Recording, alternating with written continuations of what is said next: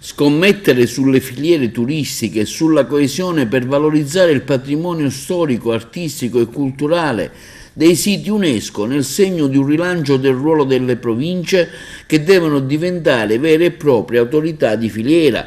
Questo è il messaggio che arriva da Matera, dove nell'elegante location di Palazzo Malvini Malvezzi si è svolto l'iniziativa Percorsi e Patrimoni del Sud, il viaggio delle civiltà, uno degli eventi finali di promozione del progetto Rete Siti UNESCO, elaborato dall'Associazione Patrimoni del Sud, finanziato dal Ministero del Turismo.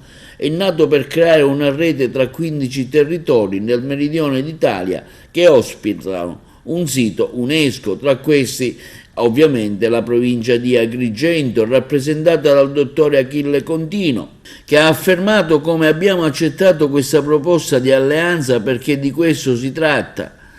Come primo sito UNESCO della Sicilia abbiamo ritenuto opportuno allearci con gli altri siti per raggiungere risultati migliori sul piano turistico rispetto a quelli attuali.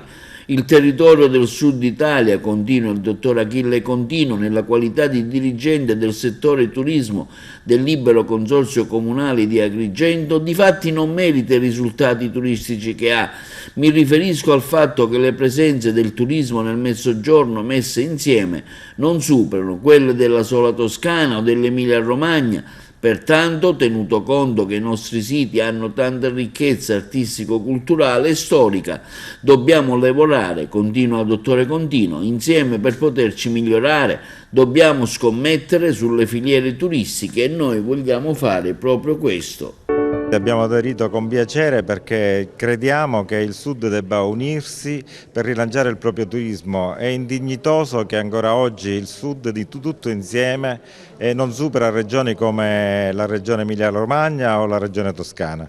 Riteniamo che il Meridione abbia risorse e siti UNESCO così straordinari che possa veramente godere molto più del turismo che giustamente deve avere. Pertanto la nostra adesione è in questa striscia, in questa linea che possa portare successo al nostro turismo nel Meridione.